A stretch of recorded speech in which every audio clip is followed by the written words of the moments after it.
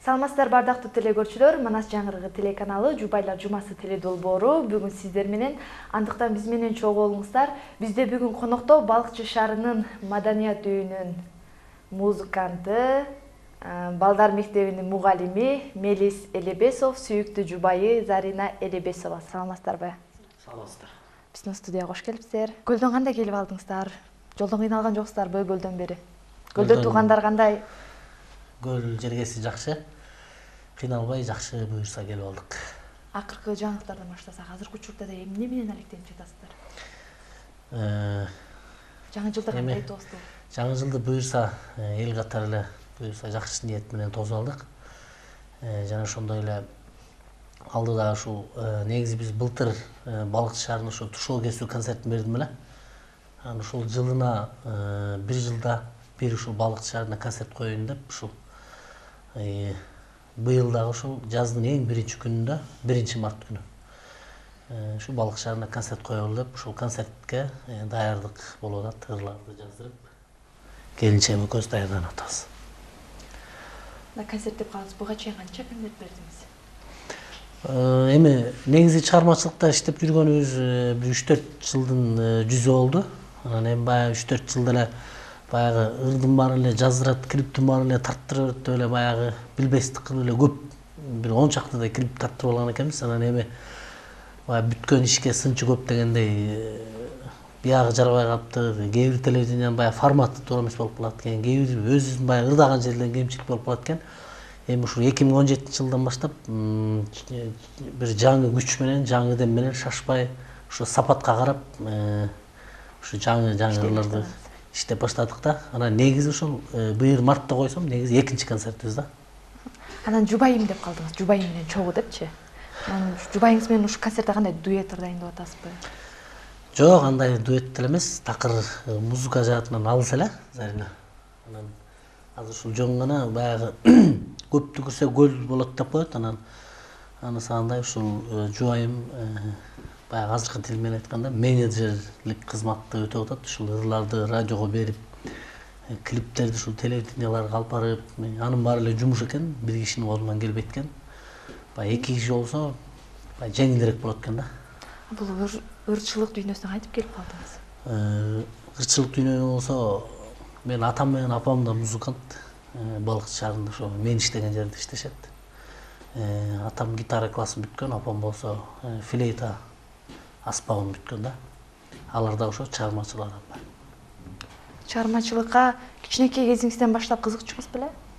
Ооба, ошо кичинекей кезден баштап кызыгып бир 5-6 класстардан ушу башталды окшойт. Эми ал кезде бизде ушул атам менен апам көп көл калаасын кыдырып эмеге көп чыгышчу да, гастролго. Анан ошол убакта чогуу жүрчүмүн мен кичинекей кезде. Анан ошол кезден баштап эле ошол кызыгуу да пайда болду окшойт. Зарина айым менен кантип таанышып баш кошуп калдыңыздар? Зарина экөөбүз болсо мындан толук уже 10 жыл болгон экен да. 2008-жылы Балыкчы шаарында кафеге бир кафе ачылып, ошол кафеге музыкант болуп киргем да. Ал кезде Зарина болсо аяка шаардан келген экен, убактылуу жеңесинин ордуначы. Каникул убагында эле барып. Каникул убагында бир жумача иштей турайын деп. Анан мен биринчи барган кезде администратор кызматта болчу Зарина. Анан биринчи барганда ошо такыр албай койгон да. Орун жок, бизде музыканттар бар депчи. Анан биз баягы тааныш салып атып, эми ал кезде кафеде иштейт деген бизге биздин убакта аябай сыймык болчу да. Кафеде ырдап атыпты, бизде кафеде баягы иштесек депчи. Анда мен студент болчумун, мен Караколдо окушумун. Анан ошо каникул убагында кичине иштей турайын деп, анан аяка ошол жака кирип калып, анан ошол жерден таанышып баш кошуп калдык. Анан 10-жылы баш кошконбуз, 2010-жыл. Канча Зарина айым айтсаңыз, канча жыл кыз жигит болуп сүйлөшүп жүрдүңүздөр? Ошондо 1,5-2 жылга чукул сүйлөштүк. Андан кийин баш коштук. Сиздин жүрөгүңүздү кантип багындырып алды? Ырдап өтүп эле башында жумушка келгенде жактырбай, жумушка такыр алган эмесмин. Смак деген кафеде иштечимин ал кезде. Анарже деген хозяйкабыз бар болчу, сүйлөшүп ырдай албайт экен десем болбойт, таанышып ортого салып жумушка кирген. Анан ошондон улам эле ырдап атып эле сага арнап ырдап атат деп эле ошол жакта иштегенде сага ырдалып атат деп атып эле ошентип эле анан кийин экөөбүз жакындаша баштадык. Ошентип ал кезде Мелис деген Караколдо окучу. Ал барып жумуштан кийин кетчү Караколдон кайта келчү кечки жумушка. Ошондой эле убакыт өтүп кете берди, андан кийин уже жакындаша баштадык. Караколдон окуудан качан келет деп күтө баштадык. Ошентип анан таанышып, сүйлөшүп калдык. Сиздин сүйүүңүздү Мелис мырза ыр менен ойготкон турбайбы? Ыр менен. Анан сиз кайсы жакта окудуңуз? Кайсы жердин акуусу болосуз? Өзүңүз жөнүндө Мен деген айтсаңыз. жетегибиздин Чырак деген айылынан болом. Өзүм деген Бишкекте 74-лицейде окугам, андан кийин Кыргыз агрардык университетти бүткөм. Ошол боюнча эле балыкчыда калып калдык. Бир жумага эле баргам, ошо жеңем убактылуу немеге барга туруп бер деген эле. Ошол боюнча эле алып калышты.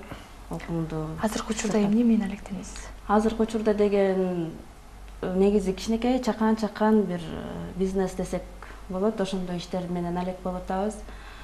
Жаңы жылдын алдында Бишкектен атайын заказ менен мультиперсонаждарды жасатып, бул тоң жакты кыдырып мектептерге жанагы жаңы жылдык кечелерди уюштуруп балдар менен ошолор менен алек болуп иштедик. Андан кийин уже быйылкы жылы концертке аракет кылып атабыз, радио телевидениялар менен иштеше баштадык. Негизи былтыркы жылы көп жакшы ийгиликтерге жетиштик десек болот. Мелистин чыгармачылыгына Сым Пешекеевдин сөз обуна жазылган Алган жарым деген ырды жаздырып, клип тарттырдык.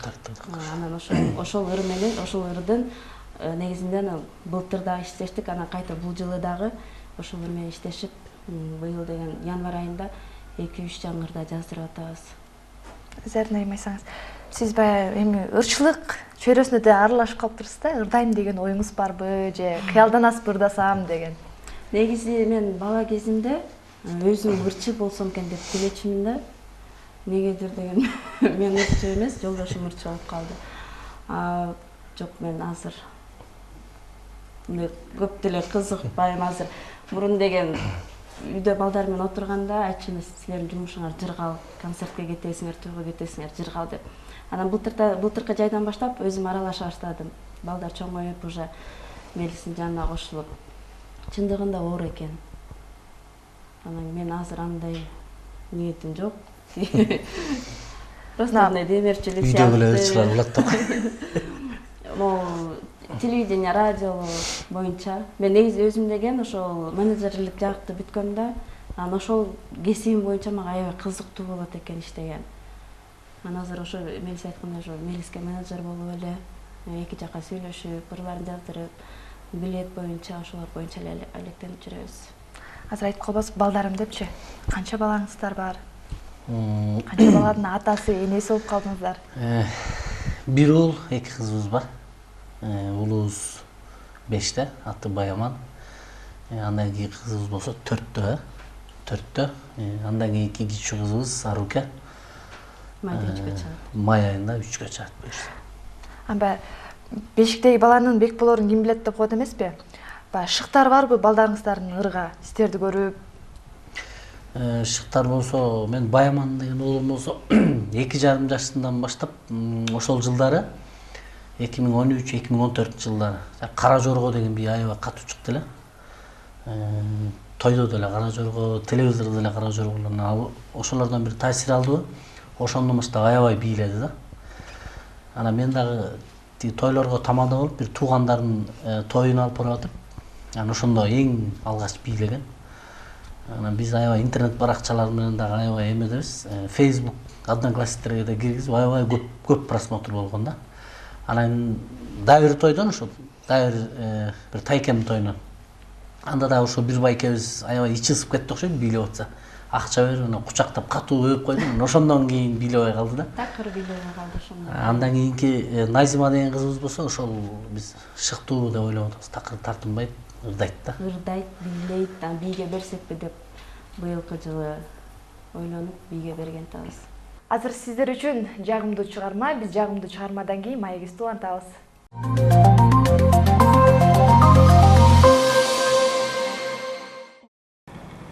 Эме çalчы. Alo. Alo oğlum, kandaysın? Biz sağa varalım dedik elek. Ben жұмыстарым менен бошоятмын, аз кайра чалайынчы азыр. Ya. Alo. Alo, biz kamdan aldık, varabız şaharga. Alo. Öçüp kaldı o be. Gittik şahı. Tünçöngde attık.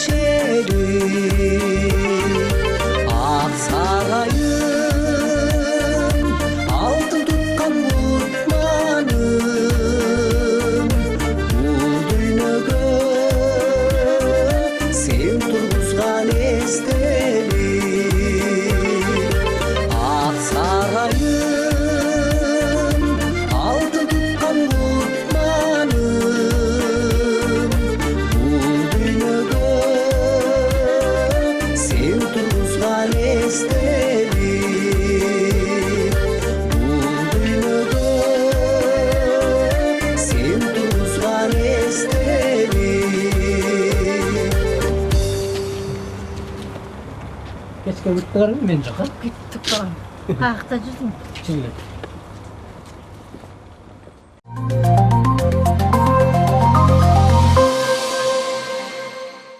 Азыркы учурда канча ырларды ырдап жүрөсүз? Канча ырыңыз бар? Эми негизи репертуарда бир 9-10 ыр бар да. Аны ошол мен айтып атпаймынбы, ушу 1-2 жылдан бери мына эми сапатка карап, негизи ырды шашпаш керек экен. Сөзүн жакшылап таап алып, анан аранжировкалатып, ырдап көрүп, жакпай калса кайра жаздырып, шашпайчы. Клипти деле ошол экен да негизи. Анан эми ошол Зарин айткандай ошо алган жарым деген ыр аябай азыр ошо радиолордо көп жаңырып атат. 2-3 радиода, бардык радиолордо эмес. Кичине ошол ыр менен кичине аракет кылып атабыз. Анда Меңиз мырза деле ошол ырыңызды жагымдуу үн менен элибизге тартуулап бербейсизби? Жакшы болот анда. Ошол Сыймык Бейшекеев агабыздын сөзүн огона таандык алган жарым деген ырда бар. Теңирим теңдеп кошкон алган жарым, тереңдеп ойлоп турам ойдун барын. Жанымдын жарымы болуп ой бөлүшүп, жакшы сөз арнарын чын мага дайын.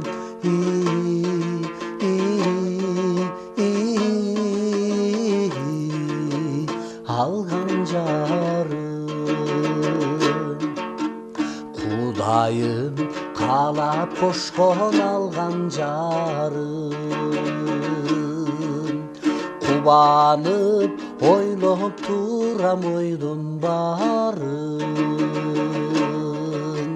Турмушта арка жөлөк болуп мага,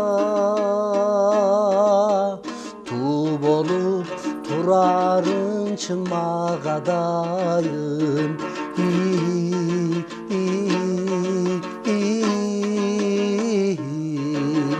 Алган жарым, бак берип кыдырдарып турса дайым, балдарга өмүр берсин бир Кудайым. Жарым деп тартып турганыма кубайым, жалгыз сенсиң сен жубайым.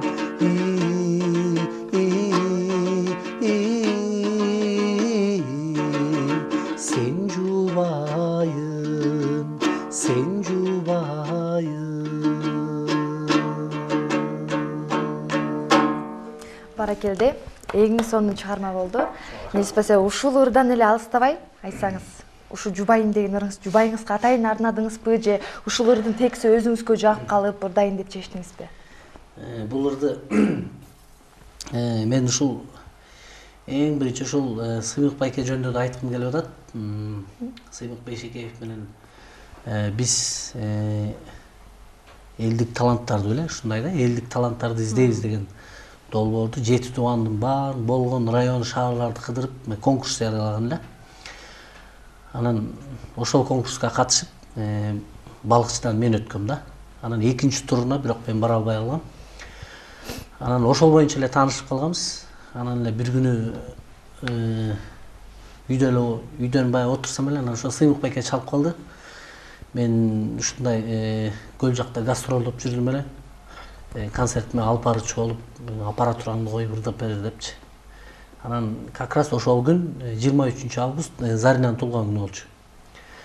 Анан мен үчүн дагы баягы күтүлбөгөн нерсе болду. Эми келинчегимдин туулган күнү болсо мен кантип кетип калдым деп такыр айта албай койдум. Бир четинен Сыймык болду.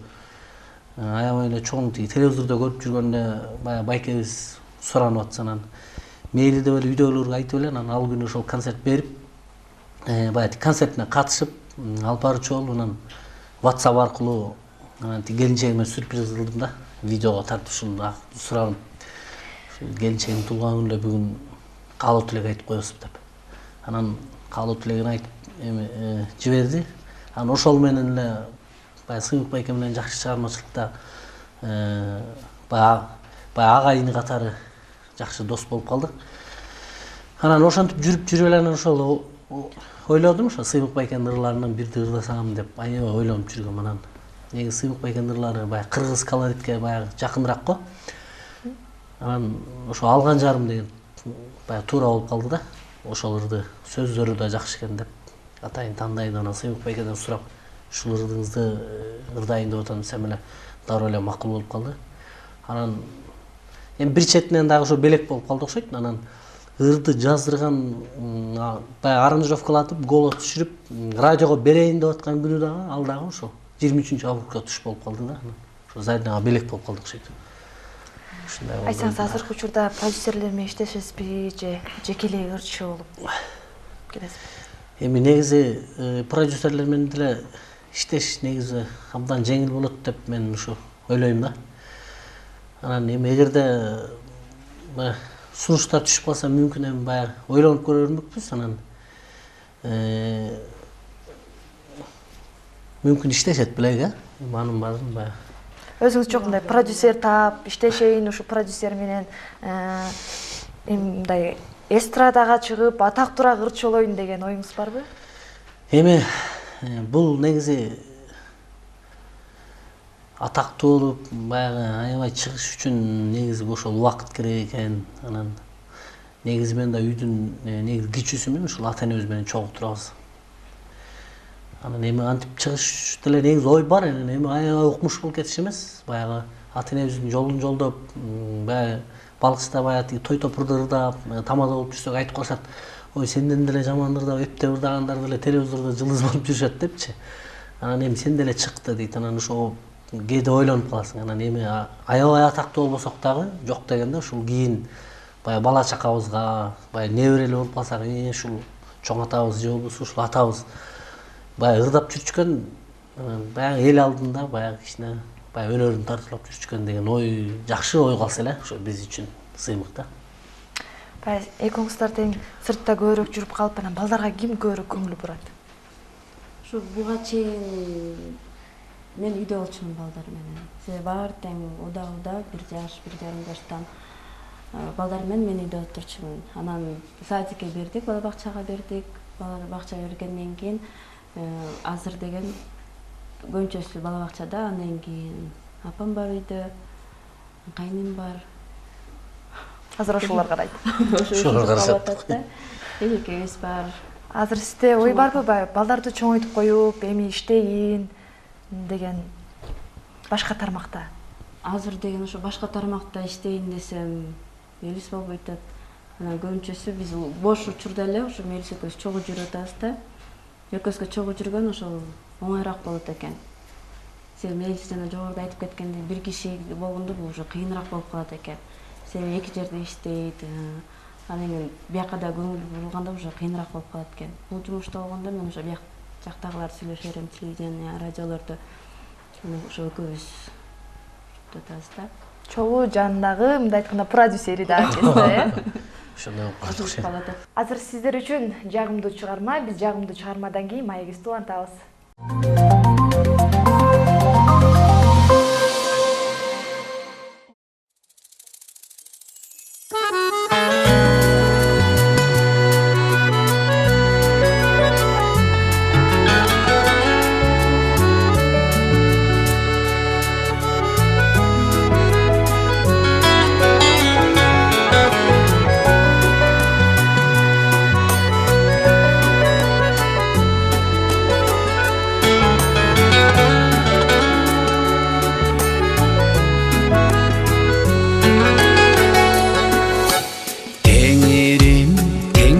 Кошкон алган жарым,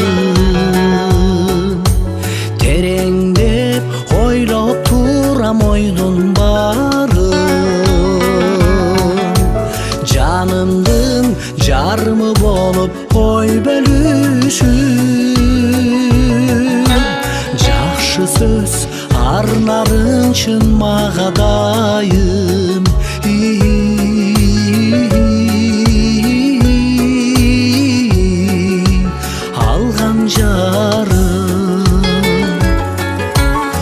Кудайым каалап кошкон алган жарым, кубанып ойлоп турат ойдун барын. Турмушта арка жөнөк болуп мага туу болуп турарын чын мага дайым.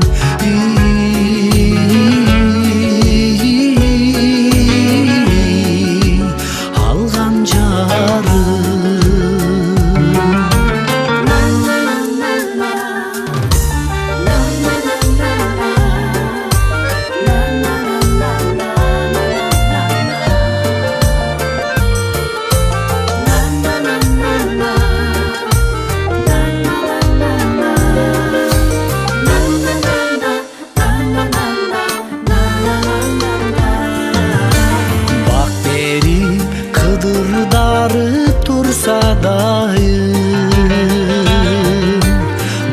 аларга өмүр берсин бир Кудайым. Жарым деп тартып турган магулайым. Жалгыз сенсиң сен жубайым. Жарым деп тартып турган магулайым. Эй, жалгыз сенсиң сен жубайым.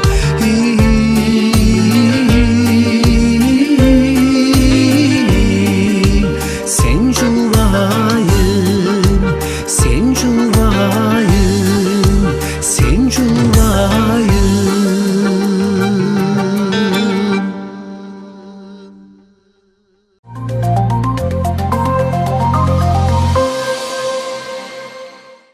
Жагымдуу чыгарма сиздер үчүн жаңыр өттү. Анда бизде бир кызыктуу оюнубуз бар. Аны баштасак. Келиңиз Зарина айым. Сиз бул 3 барактын бетине өзүңүз жакшы көргөн, сүйгөн жаныбарыңызды түшүрөсүз.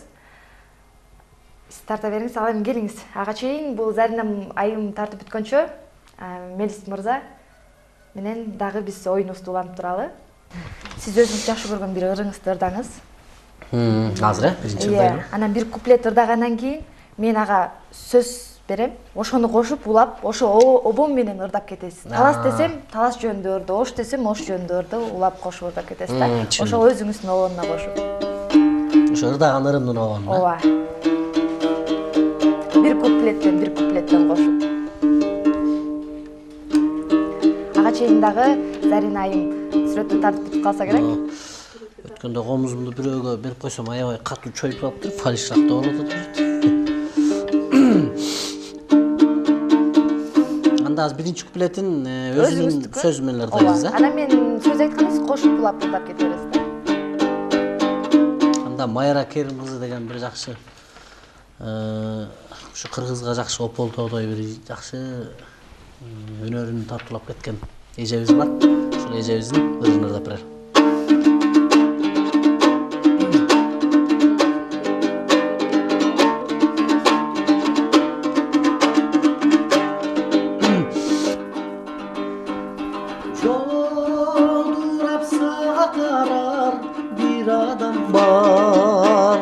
Жалбарып жүрөгүмдү сураgan бар.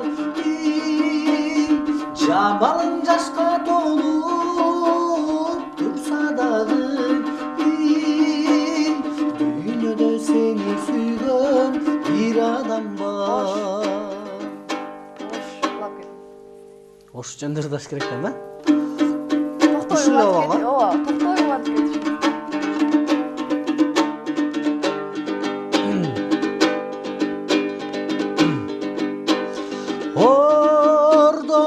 Ошко барып калдым. Оштон мен Сулайман тоо чыгып калдым. Оштун алыстыгын кантейин ай. Ордолу ошкон аңай секет кетейин.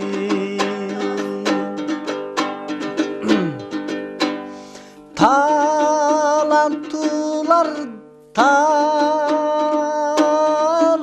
чыккан талас жери, фасолдун мекени болгон талас жери.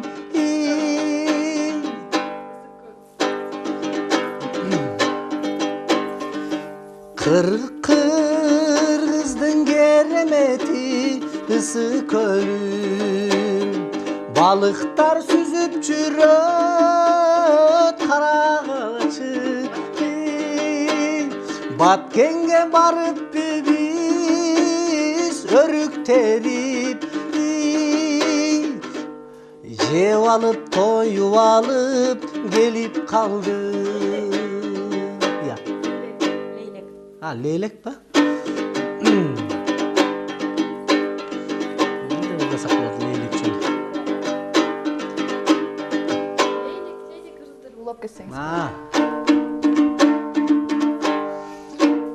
Stone. Leylek, leylek, leylek. Şimdi ne oradık şimdi? Onu da ошолой кылды. Dağı? Сүлүктүр. Sülüktügo ben varıp gelsem Sülüktü Sülüktügo bolmayamadık şimdi. Нарын.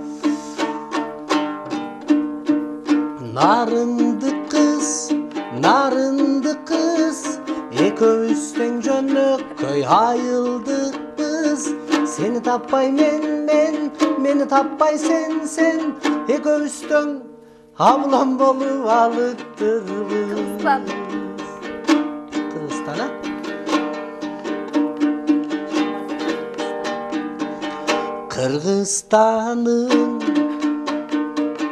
Kırgızstan'ın Gülde ber ösöverginin Kırgızstan'ın Jubaylar.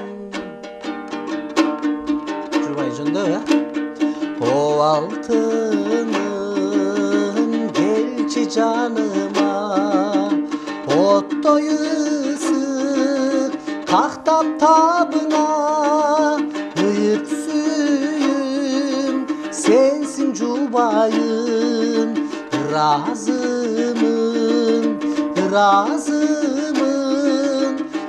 Razımın Uşulu taqdırga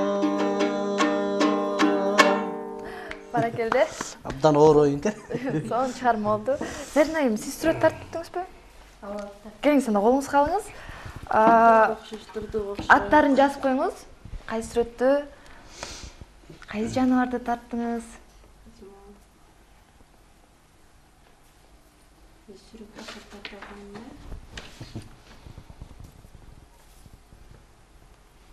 Балыкчынын балыгын тарткансың ба?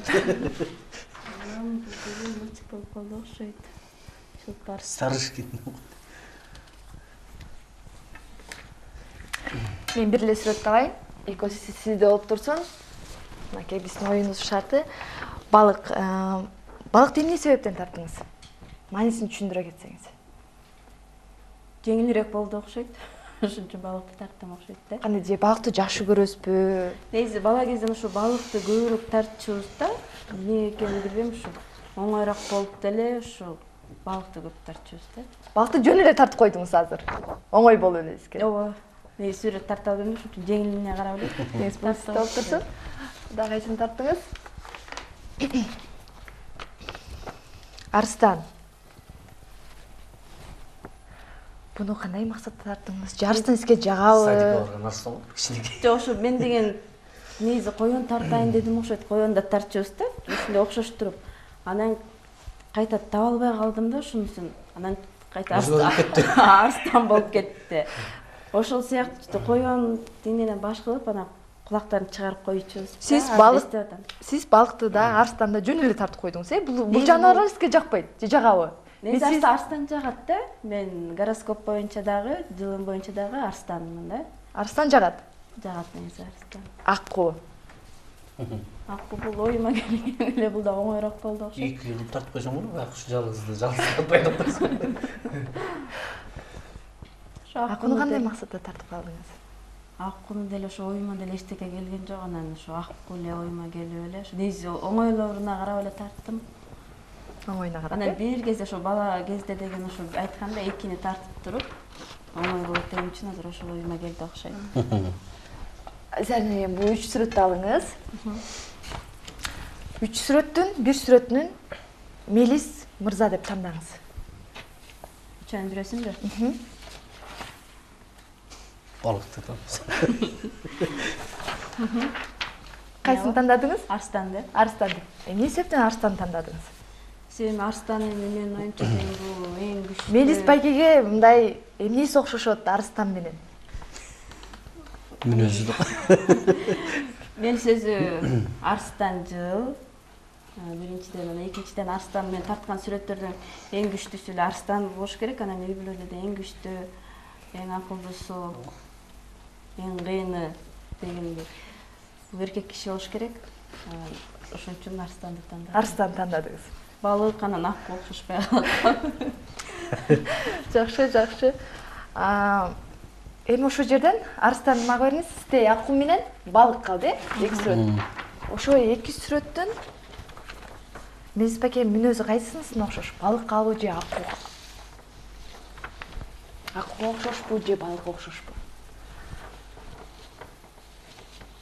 Кандай десем акку. Балыкка деле кээде окшошуп кетет, кээки жерлерден мелисемде чыгармачылыкка аралашып жүргөнү менен, тамадылык кылып жүргөнү менен көп жерде деген көп киши менен батына мындай батына албайт да. Анан ошон үчүн сен сүйлөш, сен деп мени көп учурда түртөт да. Мисал келтирсек болот, канча бир жылдан бери чыгармачылыкта жүрөт. Ошол бияк радио, телевиденияларга көп сүйлөшүп немет алган жок да. Анан быйыл эле Мелис айтып калды, ыр жаздырбайм бүттү, же радиого жарабайт, же телевиденияга жарабайт клиптерибиз дегеннен. Анан мен бул ушунча иштеп атсак, ушунча ыр жаздырып атсак, клип тартып атсак, кел мен бир аракет кылып көрөйүн деп.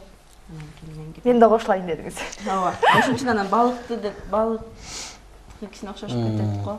Балыкты тандайсыз. Кез балыкты бул жак коебуз. Колуңузда кайсы сүрөт калды? Акку. Бул үчүнчү сүрөт негизи өзүңүз экенсиз. Акку экенсиз. Анан ошо аккуга өзүңүздүн мүнөздөрүңүздү окшоштурасызбы? Мелис мырза айтсаңыз, Зарина айымды ошо аккуга окшоштурасызбы? Албетте окшоштурабыз. Жалгыз болуп эмне жок. Эми Эмнелери окшош? аккугабы? Мен бул эми аккунун негизи мүнөздөрүнүн жаратылышта кандай экенин билбейт экенмин. Негизи акку аябай сүйүүнүн эмеси, символу, эмблемасы деп коет го. Бүт эле жеринен окшош го дейм. Моюну окшош окуйт, жүзүн болуп деп эле. Көп эле жери окшош го дейм, акку. Анысынын өзү дагы көлдүн кызы да. Көлдүн аккусу деп коет го бизде. Ат башынын маралы деген сыяктуу. Ошого окшоштурат окшойм да. Кеңес айтып калдыңыз, бул акку сүйүүнүн символу депчи. Зарина айым сүйүүгө бекемби, туруктуубу? Ооба. Сүйүүгө бекем, туруктуу. Бул убакка чейин баягы үйдө уруш болуп, урушуп кеткен учурда таанышканда кимиңиздер кечиримдүү болуп кечиресиздер биринчи? Мелис ак көңүл. Сиз кечирбейсизби? Мелис ак көңүл күйүбүздөн кетсек да, Мелис биринчи келип кечирим сурап ушинтет да. Үй бүлөдө уруш болуп турабы? Болгон учурлар болду эле үй бүлөдө? Ооба, көп эле болуп турат негизи. Анан эми баягы талаштан тактык жарылат деп коет го. Эми уруштардын дагы баягы ар кандай темалар бар да. Ортобузда болгон эле жумуш арасында урушуп калабыз. Кээде Зарина машина айдап баратканда нерв чыдабай кетип урушабыз. Бирок бат эле табыша алабыз да. Ошол убакта да. Жаңырлардан ырдап берели. Ишенбек Мухтар уулу деген досум бар. Азыр ошо Бишкекте, биякта консерваториядан бүттү да. Ошол сөзү обону ошол Ишенбек Мухтарыныкы, Максат Кыштыбаев деген көлдүн эркек аккусу бар. Ошол ырдап жүрөт ошону.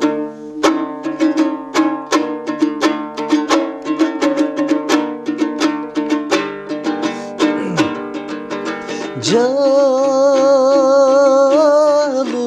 дүйнө сендеги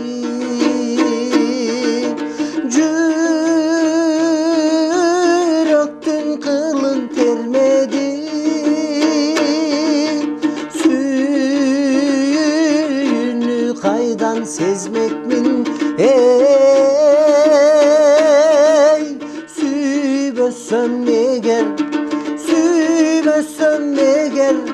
Suymasam eğer ben seni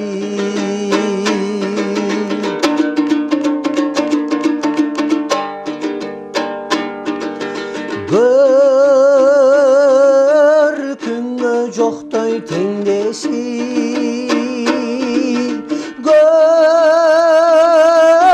Gönüldün süygön меркеси бақытты қайдан сезмекмін ей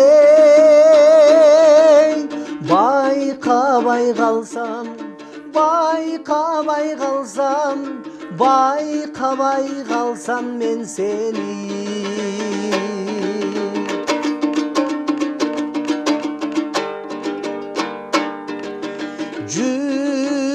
жүректің сезбей арзусын тұрмыштың баспай ашусын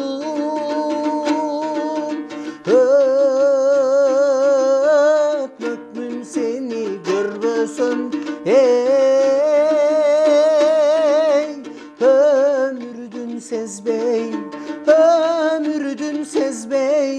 өмірдің сезбей tatlısın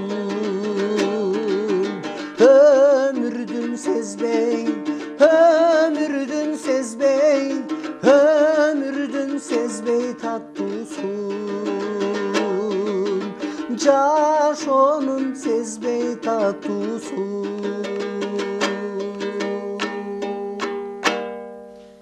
Баракелде, сіздерге терең ыраазычылык билдиребиз.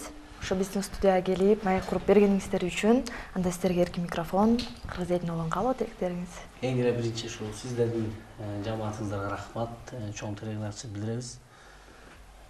Жаңы жыл жакшылыктардын жылы болсун, ушул жерге биз ар дайым тынччылык болсун. Биздин ушул Кыргызстаныбызга жана атка минер депутат агаларга ыйман берсин, алардын жүрөгү кыргыз деп соксун.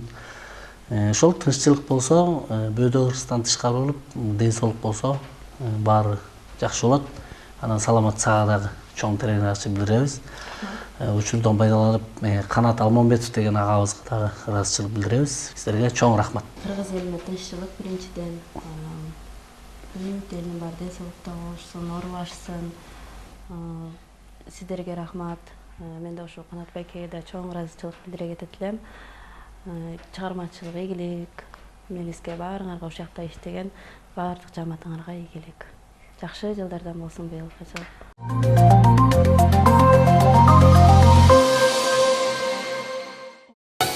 Теңирим теңдеп кошкон алган